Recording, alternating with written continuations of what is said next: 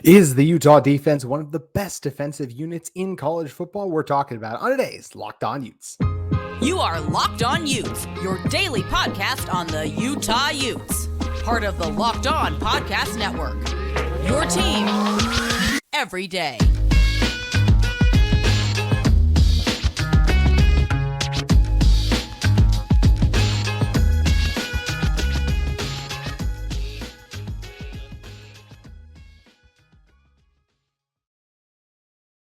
Hello, everyone, and thank you for making Locked On Utes your first listen every single day, and that includes Utah's bye week. If this is your first time joining our show, we are available on all platforms, including YouTube and wherever you may get your podcast. Make sure you guys like and subscribe. You can leave a rate and review on Apple Podcasts. You can follow us on our social medias. At Locked On Utes is our Twitter handle, and my personal one is at JT Wistrcill because my name is JT Wistrcill, former intern inside the University of Utah Athletic Department. And on today's show, it's a defensive-focused show. We're talking all things the Utah defense. We're going to be talking about just my defensive grades for Utah's defense by position group through 5 games. Also just talking about kind of looking ahead, seeing how Utah will do against some of not just the best quarterbacks in the Pac-12, but in college football. And all of them could be Heisman contenders. And Utah is going to be playing a lot of them and all of the ones who could be Heisman contenders in the second half of the season. So we talk about how they could potentially be doing. But first, just want to talk about just how good is this Utah defense. I legitimately think this is one of the best defenses in college football right now. And it's one thing for me to say that, and I could talk about the elite players at every level of the field. I'll try to save most of that for the second segment, although some of these guys are too good. I think you deserve to, I just can brag about them in both segments because that's the level they've been playing at when trying to state and make my case for how they've been so good. But you can look at a couple of statistics, right? Like Utah is top 15 in scoring defense, and they've played a tough schedule. This isn't... Michigan is one of the also teams who hasn't, who's been very strong defensively to start the season. Who have they played? East Carolina, UNLV, Bowling Green, Nebraska, and Rutgers. Nebraska and Rutgers, Nebraska and like Baylor would be on a similar tier, although Baylor looked pretty impressive last week. I still don't think Nebraska has kind of put it all together, and Rutgers is Rutgers. Like, I mean, then the other one's East Carolina too. Like Utah's just played a more impressive schedule than that.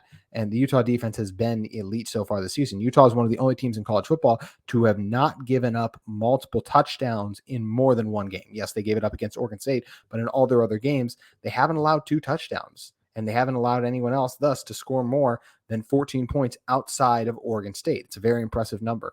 And just in general, who hasn't done that in college football? Georgia hasn't done that. They let UAB and they let Auburn score multiple touchdowns. Texas has allowed Alabama and Kansas to do it. Obviously, Alabama's Alabama. I'm not saying that Utah has faced a team tougher than Alabama. I'm just saying that's the team that Utah who has given up less points in terms of in those big games. I think some of Georgia's stats might be a little better because of just how bad some of the opponents they've played. And that's where, once again, this Utah team has played teams such as Florida held them to 11. Baylor held them to 13. Weber State FCS opponent, but still UCLA held them to 7. And then the Oregon State, the one hold to 21. But once again, in college football, like if you just go on the road and only give up 21 points in a game, then it's to a top 20 team. That's the other thing. Go on the road and only give up 21 points to a team that is top 20 team. That's a really impressive mark. And I think that's one that Utah has achieved because of the level this defense is playing at right now too. So even some of the other teams, right? You look at Penn State, they've given up multiple touchdowns to Illinois and West Virginia. And as I mentioned, for the teams who are in the same boat as Utah, pretty much, they've just played a cupcake schedule, literally Ohio State, Notre Dame, and then it's Indiana, Youngstown, and I'm forgetting the last one, but it's not good. Like that's the point I'm getting across, right? Like no, Utah has played. They've already played 4 Power 5 teams. Most teams have not done that. We already mentioned even every team I listed has played pretty much only one other Power 5 team except for Utah. That's what made Utah's schedule so daunting coming into the season. It's like, oh man, you open with Florida and Baylor. So many episodes we spent talking about how tough those games would be, and they were tough for Utah to win still, mostly because of the level their offense is not playing up to par right now. But the defense has just been that stout for this Utah team. So I believe this is one of the best defenses in college football. I believe it's a championship level defense in college football. And just when you're saying, okay, what does it take to have a championship level defense in college football? It takes the ability to do a lot of things at a high level, obviously. And that's what this Utah team does. When you're talking about rush the passer, and yes, the pass rush took a hit with Logan Fano. Really quick on that. Just hate to see such a talented player having such a great season. And a guy who, just in general, just a person who's worked so hard to get back onto the field and was having, once again, a great season. I just hate it for him that he has to go back and rehab now, but he's already got a good attitude about it. You can see the tweet he put out. He appears to be in good spirits. So our thoughts and prayers are with him as he goes through this recovery process. And I really think he's going to come back even stronger and very well could be one of the leaders in this Utah team in sacks looking ahead to next year. Even I think he's capable of that kind of a season based on the flashes he showed. I think he's going to pick up right where he left off coming in the next season too. So that's a quick thing on Fano. But even outside of Fano, right? Like Van Fillinger and Connor O'Toole, those are nice complementary like depth pieces in terms of pass rushing and just being elite guys at setting the edge. Maybe not elite for O'Toole when it comes to setting edge, although we have heard good things about his pass rush ability. Jonah Ellis is one of the best pass rushers in college football.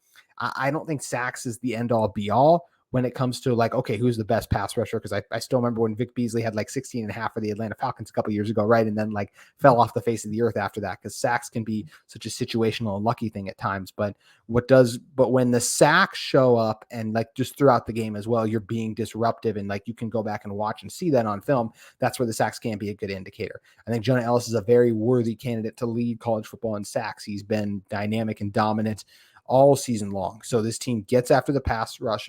They get after the passer, with an elite pass rush. They have one of the best pass rushers in college football. They have multiple defensive tackles who aren't just capable of pushing the pocket, but they're also capable of stuffing the run. You have linebackers who really don't miss tackles, elite safeties who can do multiple things, and corners who can hold up on the outside. Yes, Utah's gotten beat once or twice throughout these games, but just when we're talking about in college football, I can show you guys so many other teams that just their defenses are getting beat at so much of a higher level than this Utah defense is. That's just how impressive I think this defense has been, even when the corners have been beaten once or twice, or there's been a big run, something like that. Like mistakes and little plays are going to happen. No defense has been perfect, but I do think when you're just talking about overall talent wise and just how they looked, how they played, I think this Utah defense has been one of the 10 best defenses in college football because the quality of the opponents they've faced off against and how sharp they've looked against them.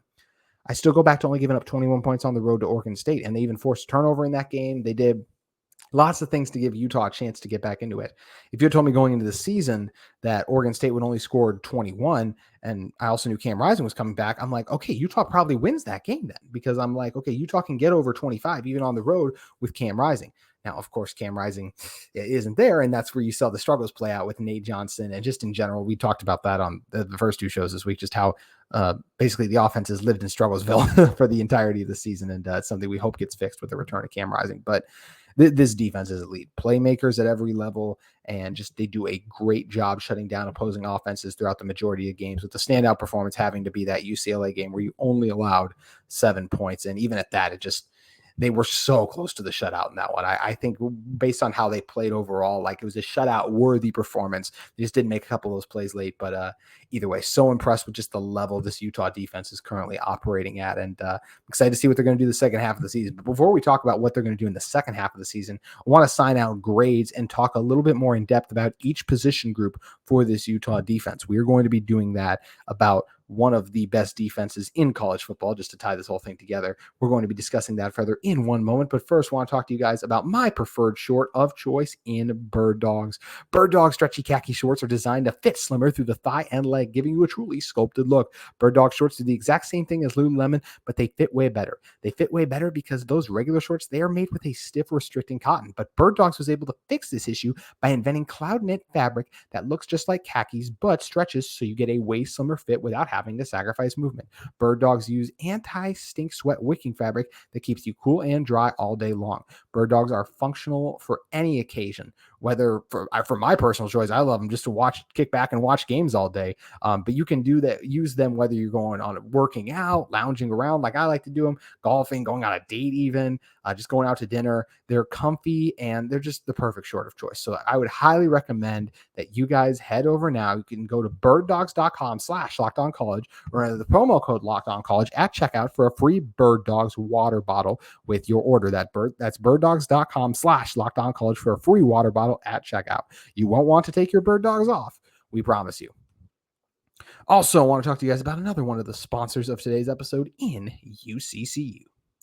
Learn and Earn, the UCCU mobile banking app that pays your entire family to learn about money. Kids look to parents to become more financially literate. Parents don't always know the answers. Learn and Earn breaks down financial topics into fun, bite-sized educational games like quizzes and trivia.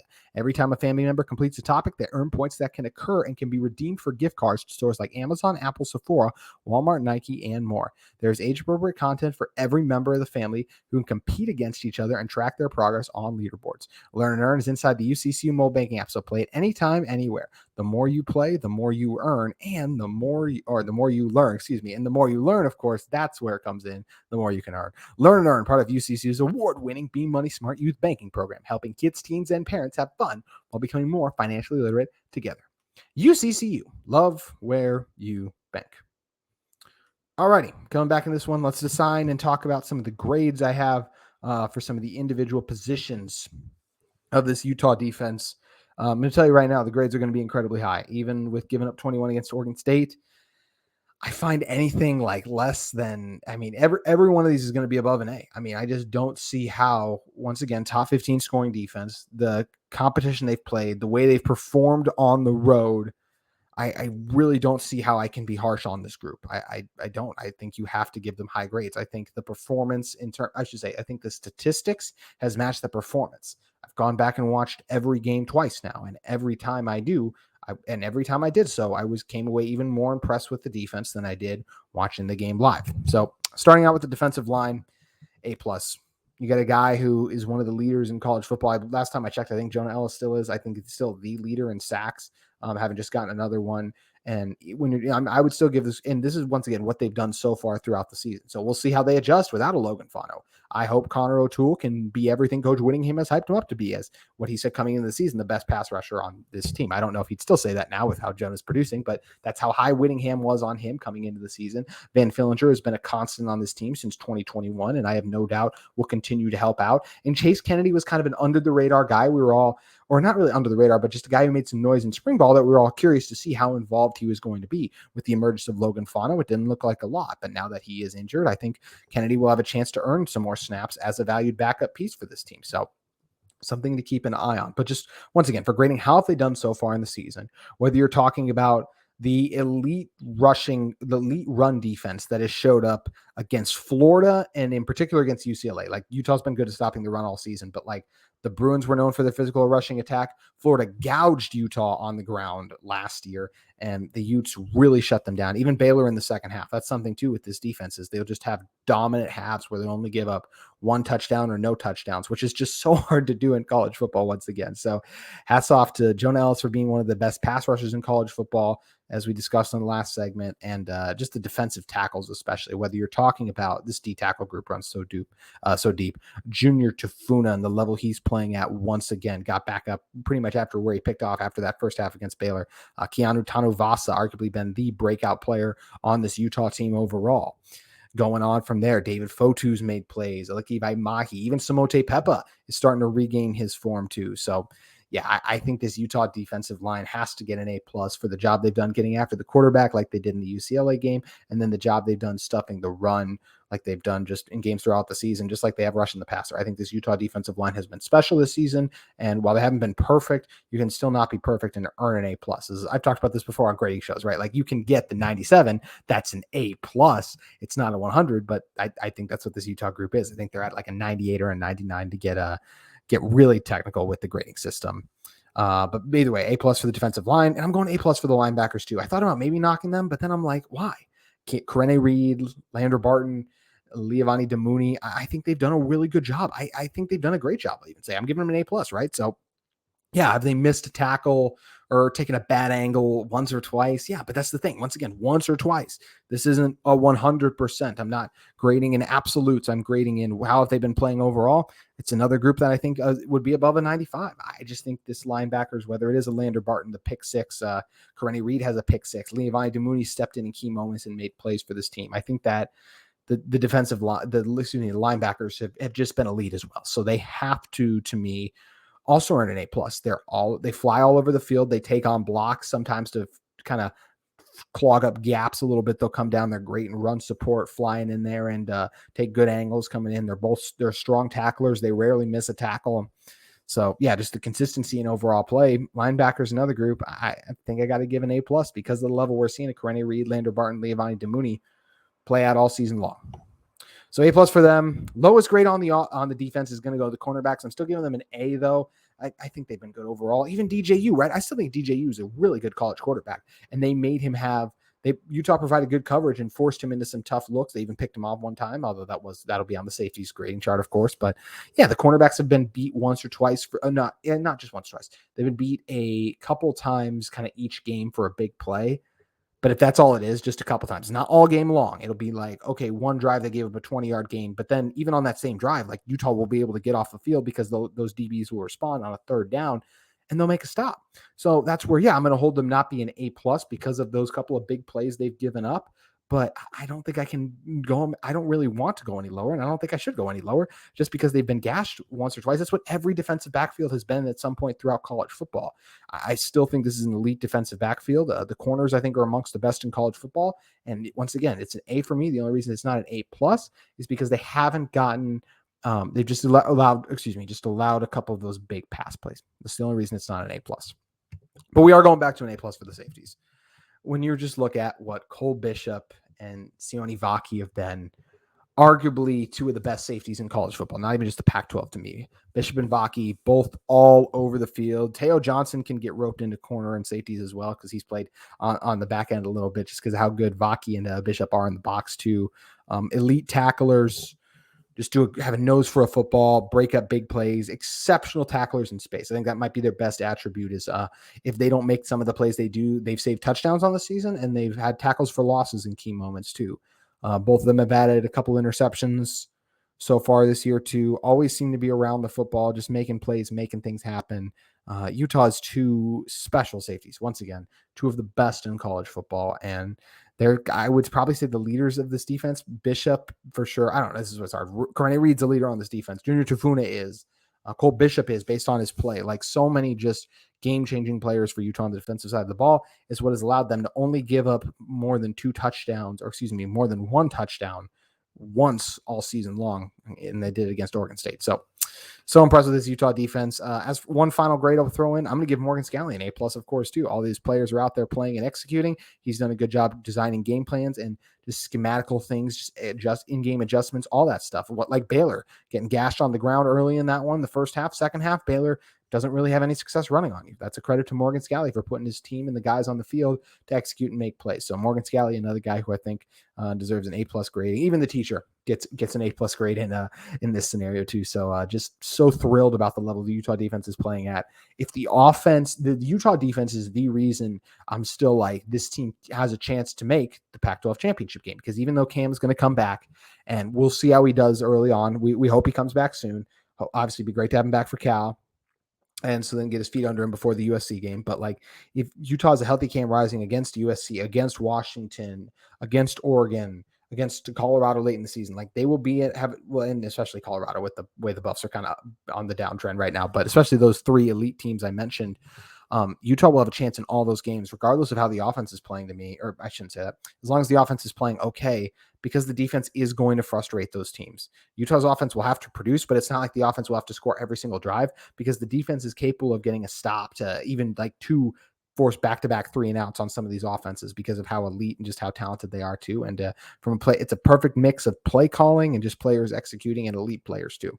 That has led to the Salt Lake City being the home to one of the best defenses in college football. So a great grading scale for the Utah defense. I'm going to do the offensive grades tomorrow. Grades aren't going to be as great as you guys can probably guess for that one. So we'll grade the offense. Also, I'll be reacting to more of some of the Coach Whittingham press conference stuff on tomorrow's show. And yeah, maybe some other news as well. I know there was a big thing about Brant Keithy today. I just always like to wait till that stuff is reported by a source that I really trust with a proven record of being correct on all these things. It's not a shot on anyone. That's just, once again, like I get myself in trouble when I just start running with things that don't seem really accurate with what everyone else is reporting. So that's why I'm not overreacting, and that's why this episode didn't start with a Brant Keithy title. But as I said, tomorrow's show, we'll react to some of Witt's comments and break down the grading of the offense. But before we get out of here today, I do want to talk about how I think this Utah defense projects to the second half of the season, because they play not one, not two, not three, honestly, 4 potential Heisman contenders who reside at the quarterback position in the Pac-12. I want to talk about how I think Utah's defense will fare against those quarterbacks in one moment. But first, I want to talk to you guys about one of the sponsors of today's episode in FanDuel Sportsbook. You guys can snap into the action this NFL season with FanDuel, America's #1 sportsbook. Right now, new customers get $200 in bonus bets guaranteed when you place a $5 bet. That's $200 in bonus bets, win or lose. If you've been thinking about joining FanDuel, there's no better time to get in on the action. The app is easy to use, and there's a wide range of betting options that include the spread, player props, over-unders, and so much more. So make sure you guys head over right now to FanDuel.com/LockedOn. That's all caps, no spaces, and kick off the NFL season. The season is really starting to heat up too. Now that we're 4 weeks in, we're seeing the Jets kind of still going up and down a little bit, seeing the Chiefs heat up, the Bills. If you guys think your team is going to get hot, and just if you think they'll win the big game this week that they got going on, make sure you guys head over to FanDuel Sportsbook. I'm a big Vikings fan. I think the Vikings got a shot. That's all I'm going to say. That's all I'm going to say. So make sure you guys visit FanDuel.com/LockedOnCollege and kick off the NFL season. FanDuel, an official partner of the NFL. Alrighty, close this one out. Let's talk about the Utah defense as it pertains to them in the second half of the season. Because if we are looking at Utah's schedule, once they get back, Utah's defense is going to do very well against Cal. That's nothing crazy. But then after that, you play top 10 teams in back-to-back weeks in USC. Then you play Oregon. Then you get a little bit of a break against Arizona State, who is not very good this year. But so the Utah defense should play very well there. But then you play Washington. Then you play an Arizona team that we talked about already earlier, gave Washington their toughest test of the season. So I do think that's another one where the Utes will have to give it all they got, or they could get upset in Tucson by a talented Wildcats team.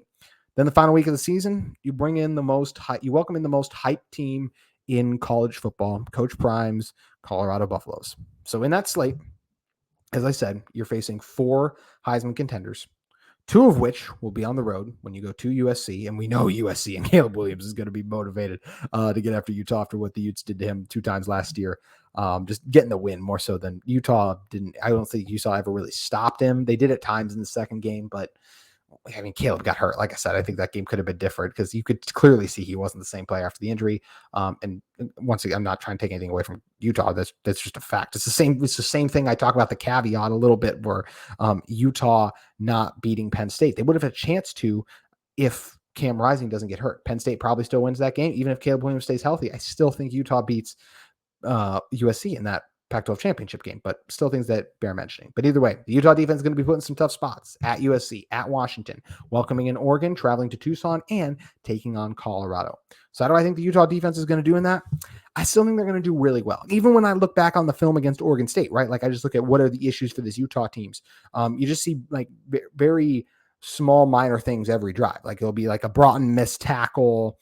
It'll be things like good double teams at times, when then you get like 2 players taking a bad angle from the linebacker or safety spot. Just little things, right? Like Zemiah Vaughn has been getting beat a couple times, gets beat deep a couple times.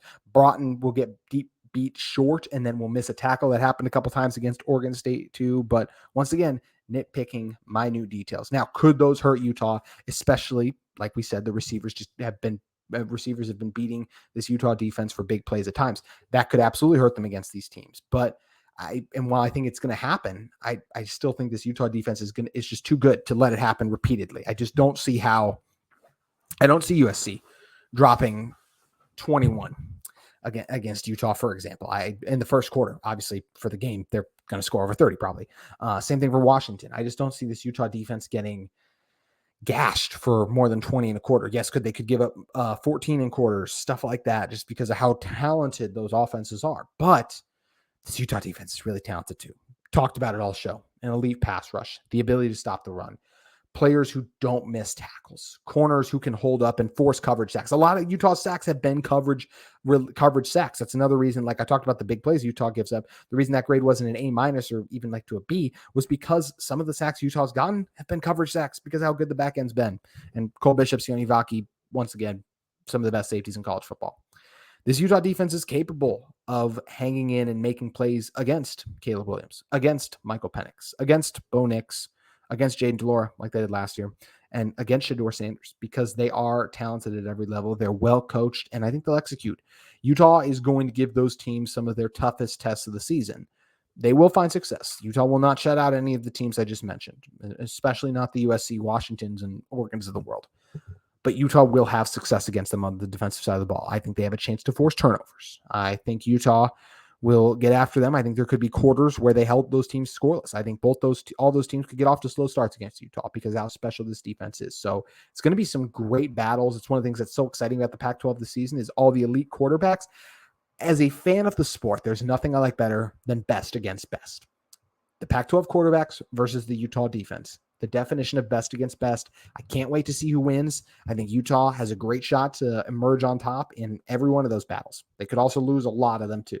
So that's what's going to make this really fun and interesting. And that's no indictment on Utah. It's no indictment on those quarterbacks for me saying they have the potential to lose them. It's just how good and the respect I have for the players on both sides of the ball for those teams. And yes, we have the bye this week, but very soon we'll be talking about Utah football. The Cal game about a week and a half away now. Make sure you guys keep it at Locked On Utes for the rest of this week, as once again, offensive grades tomorrow, and we'll be doing some the rest of the season prediction stuff on Friday. Also, once again, if you guys have questions for the show, make sure you guys send them in. I greatly appreciate you guys who listen to the very end. So if you guys do have anything you want me to answer, make sure you guys leave a comment or even tag me on Twitter, and I'll try to get to it on Friday's show. This week as we'll do a little bit of a Q&A/season prediction show. So look forward to seeing you guys then, but that will do it for today's edition of Locked On Utes. We'll see you tomorrow.